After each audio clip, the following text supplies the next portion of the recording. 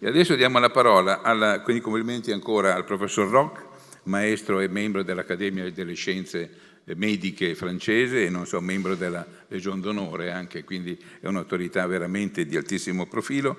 Diamo la parola al professor Karagülle dell'Università di Istanbul, Zeki Karagülle, ecco qua, Zeki, già professore all'Università di Istanbul di medicina termale, nonché è stato per molti anni presidente dell'International Society of Medical Hydrology e nonché mio caro amico e collega.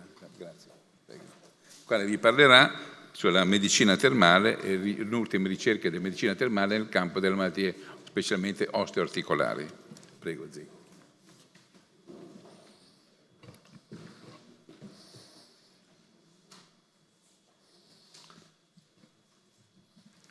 Hello, everybody.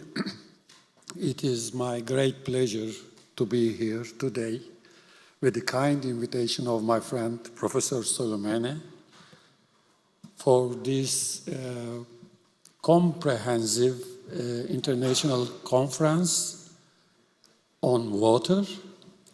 And of course, without thermal mineral water, any conference or any meeting on water would be not complete. So thank you, including such a very important part of water in this international conference. And I would also like to thank the main organizers, Labirinto dell'Amazone. And what I am going to talk about is our recent research in medical balneology, so-called medical balneology. You have been hearing about balneology, medical balneology, and thermal medicine. And we have been also hearing about the different terminology and not a consensus, worldwide consensus on the terminology of thermal medicine and health resort medicine. Here you see an attempt of international co-authors on a proposal for a worldwide definition of health resort medicine, balneology, medical hydrology, and climatology about 8 years ago. And in fact, this was an outcome of a discussion, a serial discussion meetings on the terminology, but as you already have heard about that, there is no still consensus about the terminology. But of course, regarding the core elements of our main field, use of natural sources, mineral and thermal waters, gases and colloids, then just plain water, plus climatic factors, some other interventional methods that can be combined with classical balneological treatments, and a greater or a lesser extent with intention or unconsciously the effect of environment of the health resort. And then comes on the middle modalities. We have been hearing about bathing, inhalation, and others.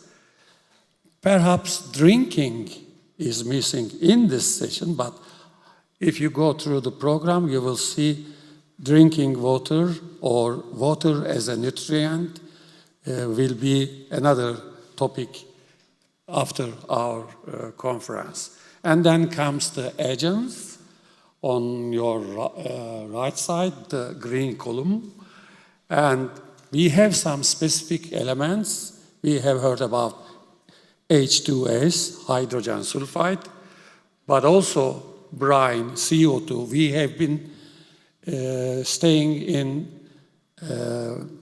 Salzo Maggiore Terme, which is very famous with the brine sources there, about 10 times higher salt concentration than the Mediterranean. And we have also other components as a content of the thermal mineral waters, like bicarbonate and sulfate and the others. And to use water as a medium for exercise, as sometimes we call it exercise in water or aquatic exercise or aquatic therapy, is another type of modality. But to put it simple, we should perhaps make a differentiation between thermal medicine and medical balneology. Thermal medicine, when you have a suffix before the medicine, it means that it is mainly related to medicine. In fact, in the very origin of it, it is medicine, so it is thermal medicine. Sometimes it is called also spa medicine, but spa nowadays has a different meaning all over the world. So better to choose thermal medicine or health resort medicine.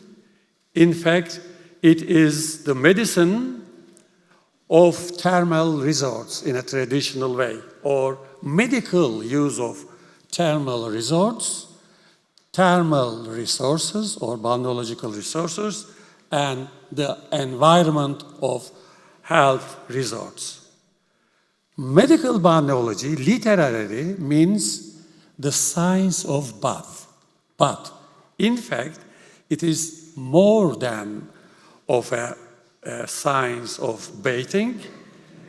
It's not related only with thermal mineral waters, but it is related also the other so-called balneological agents like muds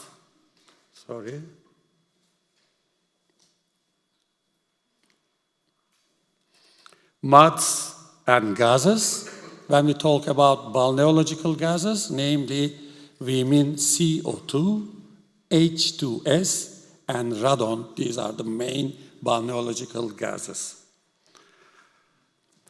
I am coming from Istanbul, and I am the director of the Department of Medical Ecology and Hydroclimatology, which was found as early as 1938. So this year, we are going to celebrate our 80 years of anniversary. And let me confess, I am about 40 years involved in this 80 years of existence. And I am happy to be here with my wife, Mine Karagülle. You will see her name also in my presentation. Actually, we have been working together for another 20 years. She has been working with me at the department, and I have been working at home for homework with her. So it's a good collaboration.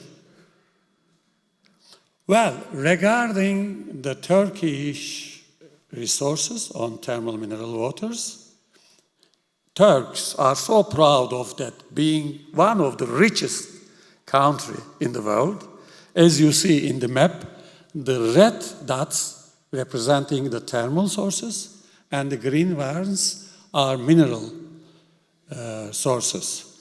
This is the main land of Turkey, Anatolia, or Asia Minor, sometimes as we call it. And if we go back through the history, all civilizations which survived in Anatolia used thermal mineral waters. But you are all familiar with the Roman tradition coming from the Roman Empire, and thanks to them, this tradition is now still vivid, not only in Turkey, in Central, Southern, Western Europe, and even in the Northern Africa and Middle East. So, in fact, we share the same heritage, but we are on the east of this heritage. It has been always criticized if SPA therapy or balneologic therapy is effective or not. Well, to prove any intervention that it works in some conditions, you have to do scientific research. And of course, there are methodological issues and methodological ways to do the most effective research. This time, we look for the so-called real-life effectiveness of SPA therapy that indicates that in the daily life, in the real life, if it works or not.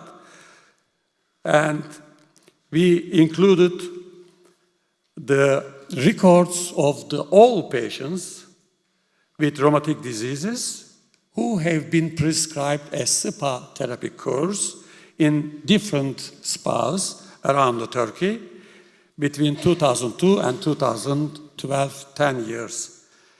And these patients were assessed by a physician before going to the SPA therapy and after completing the SPA therapy in 1 week. And in the real life, we don't have the opportunity to describe or to define the treatment modality.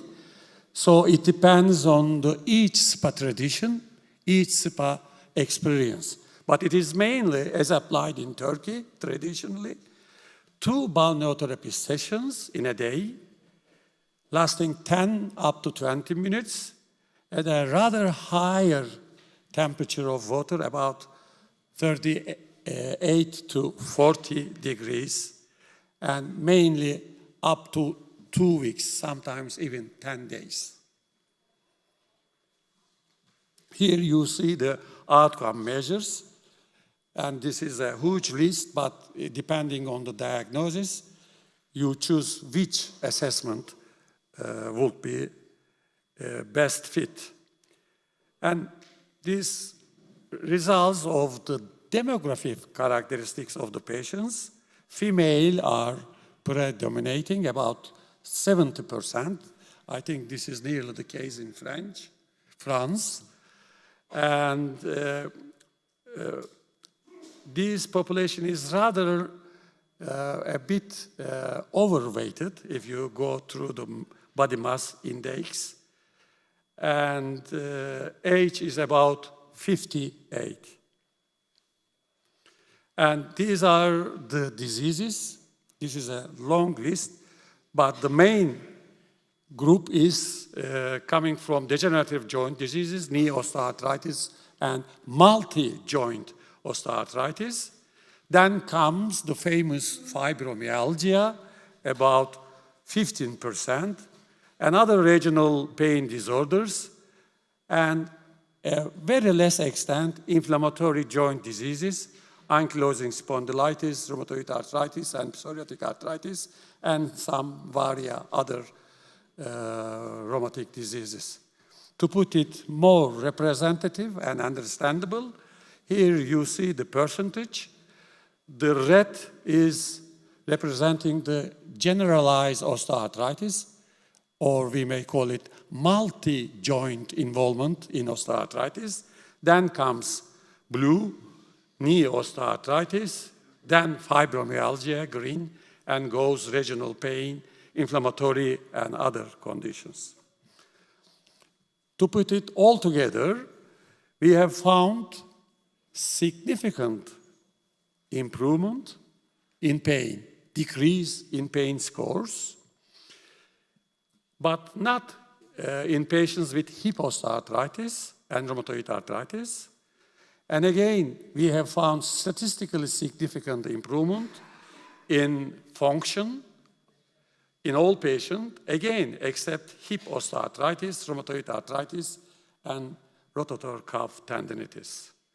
So in real life, in daily clinical practice, SPA therapy is prescribed in Turkey. This is the case in many countries around the world.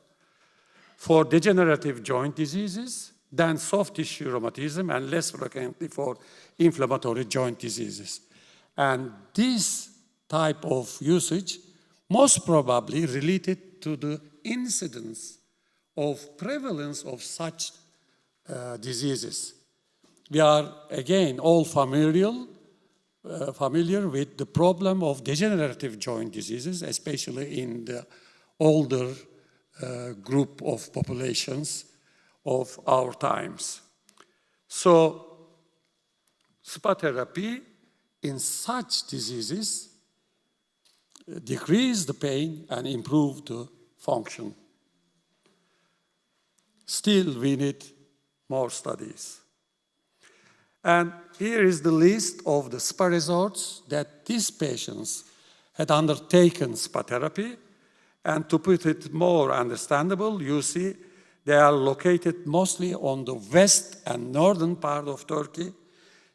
This is Gönen in the first place, then Karayit and Bursa. These are traditional historical spa resorts in Turkey. For instance, Denizli Karayit is famous with Pamukkale travertens, this natural beauty. Maybe some of you familiar with it. And Bursa is one of the historical city that still has thermal facilities coming from the Roman and Ottoman times. And we have been hearing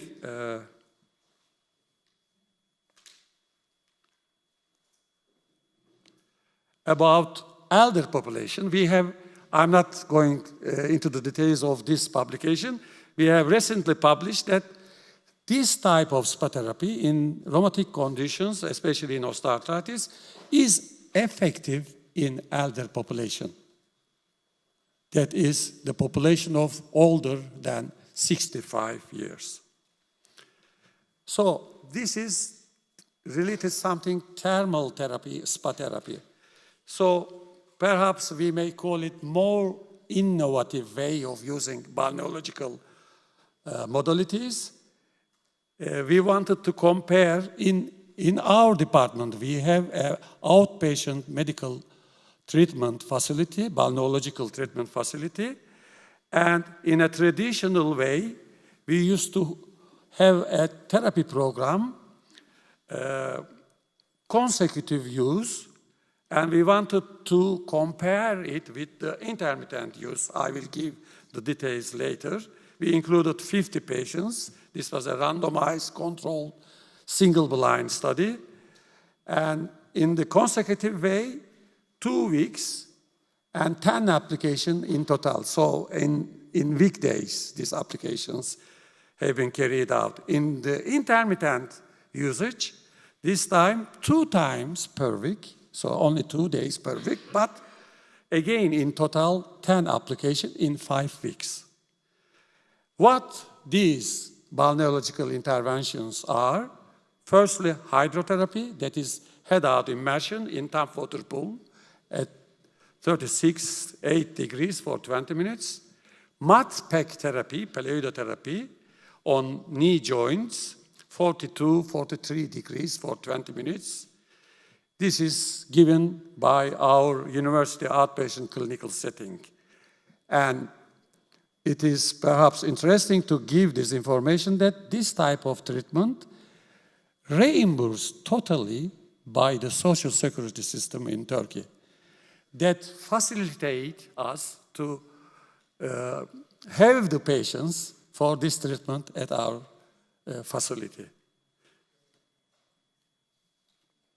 This is our hydrotherapy pool, and this is the original clay, but prepared with the salty water of Tuzla Spa near Istanbul. And this is the way how we use this application. And we didn't find difference between the 2 applications. So consecutive and intermittent applications were effective. And what is the difference between spa therapy and such therapy is that this type of balneological outpatient treatment eliminates the need of the patients to travel, to go to the spouse, especially when they cannot afford this because of the duty or homeworks or other things. And they can continue their daily routine, their daily work. And in that patients, it can be an effective option as a non-pharmacological treatment. And again, we look if this type of treatment is effective in older population, and we had the initial evidence that this potential beneficial effects and safety of such therapy is still effective in the management of older patients with osteoarthritis. But these are mainly the clinical results. But still, we don't know exactly, or we little know about the mechanisms of effects. So there is a still need to clarify the mechanisms of action and the effects derived from the application of balneotherapy and other balneological treatments, especially the chemical ingredients of such treatments and the type of application of such treatments. And we have heard about L-arginine already, Professor Mitale, and we look how does SPA therapy affect cardiac vascular function and endothelium in patients with generalized osteoarthritis. This was a pilot study, and we have found that L-arginine and L-arginine ADMA ratio showed statistically significant increase after SPA therapy, but interestingly, plasma ADM levels did not change. ADM is a bad boy of the play. So we conclude that SPA treatment does not cause any harm to the vascular endothelium and vascular endothelium through ADMA, and may play even a preventative role in cardiovascular diseases. This is important in the comorbidities because such patients have comorbidities besides joint conditions. And I would like to mention, interestingly, a recent guideline of ORC, that is Osteoarthritis Research Society International guideline for the non-surgical management of knee osteoarthritis. And here you see 4 subclasses of osteoarthritis. And interestingly, this is an international expert group recommended balneotherapy in the first line for the multi-joint involvement of osteoarthritis with comorbidities. That is, they indicated balneotherapy is appropriate, so there are good evidence for the patients with multiple joint osteoarthritis, or we may call generalized osteoarthritis, and relevant comorbidities. When we talk about here comorbidities, we mean diabetes, obesity, cardiovascular problems, and so on. So this is interesting. So you may ask that, okay, on the right side, multi-joint and comorbidities. What about knee only? What about with no comorbidities? In a logical way, if it works in the worse position or condition, it probably also works in less intensive or problematic conditions as well. Well, we have good evidence, compelling evidence on the effectiveness of spa therapy, thermal therapy, and balneological therapy for osteoarthritis. But there is still a discussion about the usage of such, or the benefits or the effects or efficacy of such treatments in inflammatory rheumatic conditions, namely rheumatoid arthritis. And for an rheumatologist, this is the case in Turkey. It is always dangerous to send rheumatoid arthritis patients to the traditional Turkish spas, because in the traditional way, the spa therapy program is more intensive and more higher temperatures are used. And to look for if a controlled spa therapy would be effective in rheumatoid arthritis patients. And we conducted a crossover randomized controlled trial investigating such a 2-week spa therapy program adjunct to pharmacological therapy has any beneficial effects in patients with rheumatoid arthritis, that time treated with conventional disease-modifying anti-rheumatic drugs. This is the method. We had 2 periods. 50 patients were randomized to receive either usual pharmacological therapy or to continue usual pharmacological therapy, plus 2 weeks spa therapy, or only usual pharmacological therapy. And this first period lasted 6 months. And then, after 9 months washout period, then the patients and group crossed over and changed to other type of treatment. And this was carried out Tuzla Spa near Istanbul. Now we have the programs for, after this study, for rheumatoid arthritis patients to be sent in our control to this spa therapy facility. And in Tuzla means salzo in Turkish. It is a salty water. And here 36, 35 degrees for 20 minutes. One balneotherapy session, except Sundays or weekdays. And this is saline water with high concentration of sodium chloride, nearly 2 grams per liter, and also some calcium and magnesium content. And we found that spa therapy is superior to control therapy in improving all the assessed clinical outcomes at the end of the spa therapy's stay. And this superiority persisted in medium term up to 6 months, up to 3 and 6 months. So we have concluded that as an adjunct, or we may call it complementary, to usual pharmacological therapy, provided beneficial clinical effects in immediate, short, and medium terms up to 6 months, compared to only usual care of pharmacological therapy alone. And a part of this crossover trial, we also wanted to investigate, to look for effects of action. And this time we look for oxidant and antioxidant status of such patients.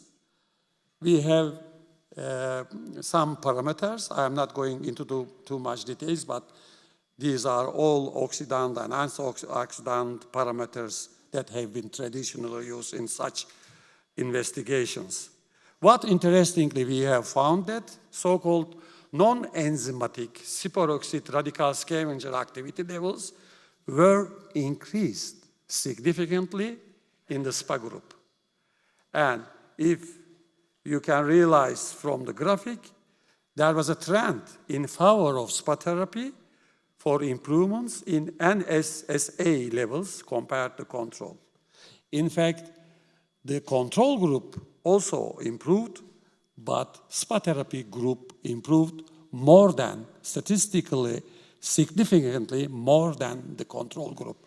The control group, just remember, the group that only continued usual DMARDS care, usual pharmacological care of rheumatoid arthritis.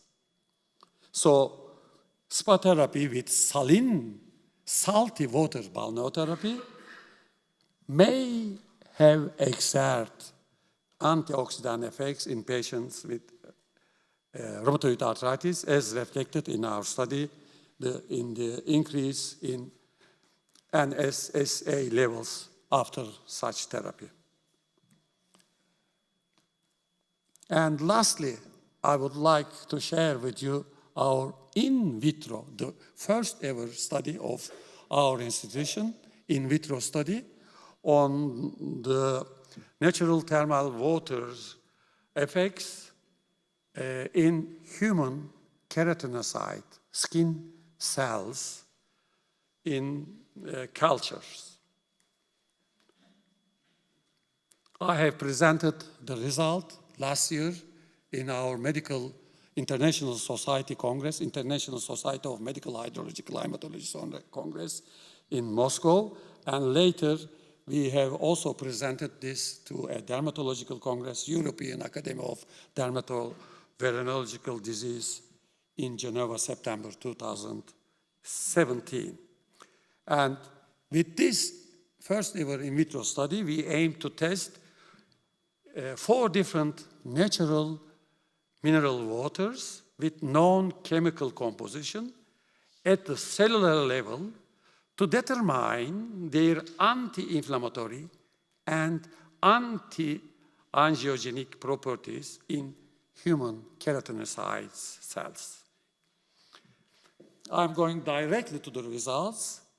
Interestingly, on the gene expression of the cells of TNF-alpha, which is one of the well-known pro-inflammatory cytokines, we have found especially 2 of such tested waters shown significantly down-regulation, suppressed the gene expression of TNF-alpha in skin culture cells, indicating the in vitro anti-inflammatory effect of such mineral waters.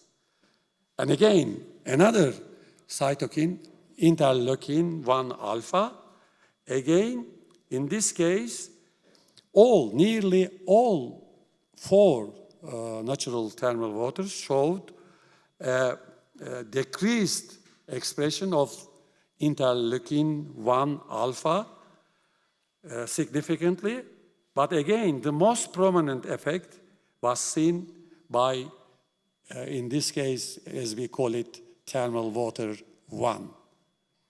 You may later ask what is the difference between thermal water 1, 2, 3, 4, but the main difference is their chemical characteristics. They were all natural thermal mineral waters, but they have had different chemical compositions. And the results on vascular endothelial growth factor, and here again, only thermal water 2, and very, very less extent, but all other 3 waters have shown suppressor effect on this growth factor, indicating anti-angiogenetic effect of such thermal mineral waters when applied on the human skin cells. So, these findings that I share with you add some insights on the underlying mechanisms of the therapeutic benefit of balneo and spa therapy in inflammatory skin and rheumatic diseases, depending on their chemical content and/or composition of the investigated thermal mineral waters. So, on human keratinocyte cells, they have anti-inflammatory, anti-angiogenic effects, and in patients with rheumatoid arthritis, antioxidant effects. Before I finish, I would like to announce our annual meeting of International Society of Medical Hydrology and Climatology, which is going to be held 14th to 17th of June in Portugal, Amarante. I hope I will have the chance to greet some of you during this Congress, which is not so far from here. And I thank you for your attention.